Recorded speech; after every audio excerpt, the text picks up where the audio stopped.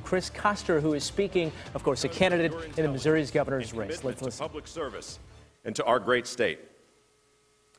I want to thank my campaign team, who did an amazing job over the last 2 years, presenting a vision for unity and progress to my fellow citizens. I'm proud of the case that we made to the people of Missouri, and I'm proud of each and every member of our team. You have earned my undying respect and gratitude. And I want to thank my family. Mom and Dad had 4 sons.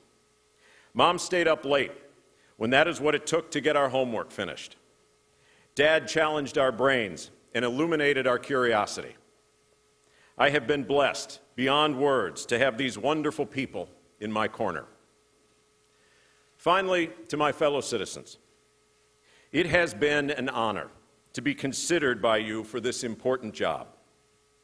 Throughout my professional life, I have loved working on your behalf as a prosecutor, as state senator, and attorney general. And even now, I'm grateful for the responsibility and experience that we have shared. Government is a synonym we use in place of the word cooperation. If we fail to cooperate as Missourians, we will find no path forward. My prayer is that all of Missouri's chosen leaders will make time to listen and learn from those of different backgrounds to gain a greater appreciation for the vast complexity of the state that we love, and by doing so, find common purpose regarding the difficult challenges before us. Thank you all for your faith, trust, and friendship, and good night. Okay, that is Missouri governor candidate Chris Koster, obviously conceding the race. You can see the numbers there on your screen. Republican Eric Greitens with 54% of the vote. Democrat Chris Koster with 43%, again appearing to concede the race. Well, political science professor from Rockhurst University, Thomas Rankenberg, joins us again. And, you know, it's interesting, Thomas, when we look at this race for governor here in the state of Missouri, it's similar to the presidential race in the sense that you have an outsider politically, Eric Greitens, former Navy SEAL, coming into a race and defeating a politician.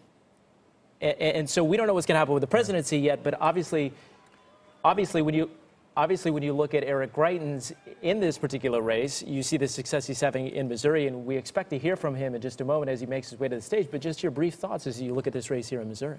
You know, I think this is a little bit of a shocker. If you look at polls beforehand, somebody like Koster was expected with the Farm Bureau support, NRA support, a lot of traditionally Republican-leaning groups supporting him. Kind of a surprise. Okay, well, we do. Eric Greitens is speaking. We want to go to him right now. We did it, guys! We did it! We did it! We did it! We did it! We did it! We did it! We did it because of your incredible dedication and devotion, your heart and hard work. We made this happen.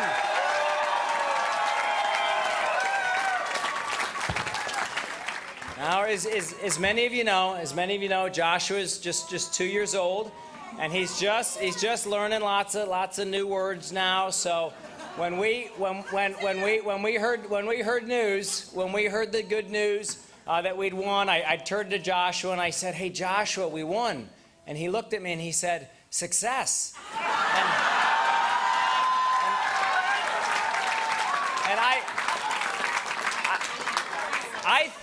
I thought that he was excited about us winning, but actually he was just holding up a cookie that somebody gave him. So everybody's happy, though. Everybody's happy. We won. We won. Now,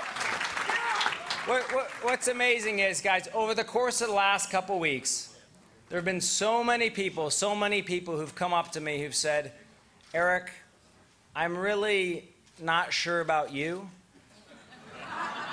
They said, "But I'm voting for Sheena to be the next First Lady, and isn't she going to be amazing?"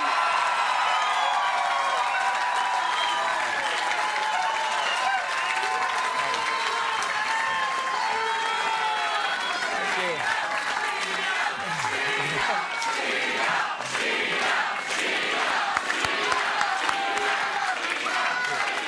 Guys, I am am blessed with a beautiful, wonderful, supportive family. I'm so glad that Joshua and Jacob are here, even though it's far past their bedtimes.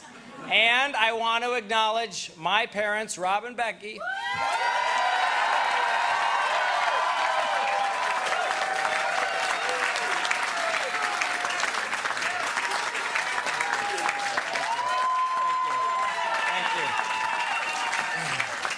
And Sheena's parents, Tim and Janet, who are the most awesome grandparent babysitters you could ever ask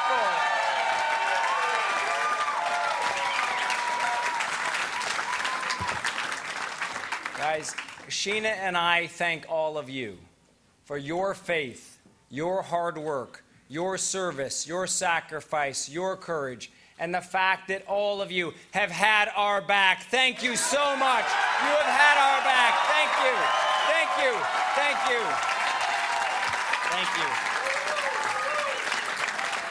Now, folks, earlier tonight, I spoke to Chris Koster, and he offered his congratulations to me and to all of you. Yes.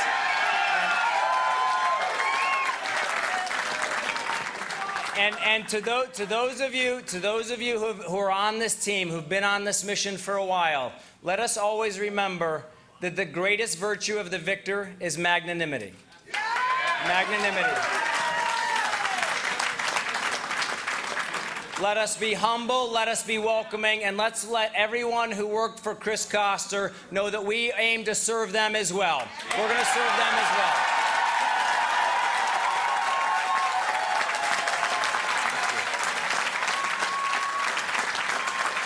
Folks, around this state, there were thousands of people who stepped up, who joined this movement, who joined a grassroots movement, the likes of which hasn't been seen in Missouri in a generation. And we had law enforcement officers who brought out their friends and their family. I mean, they made thousands of phone calls for us. We had high school students who were up before the sun rose, hanging up campaign signs.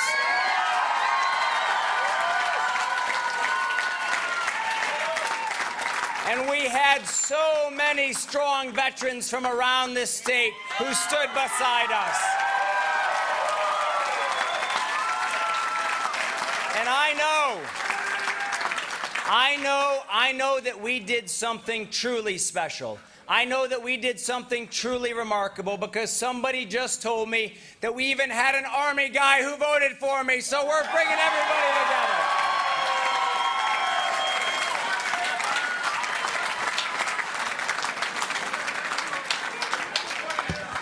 Look, folks, you okay, buddy? You okay, buddy? Guys, this campaign reminded all of us. It reminded all of us that great teams are forged in the fire of great struggle. And all of us on this campaign, we knew how much it was at stake. We knew how many people were counting on us to win this election.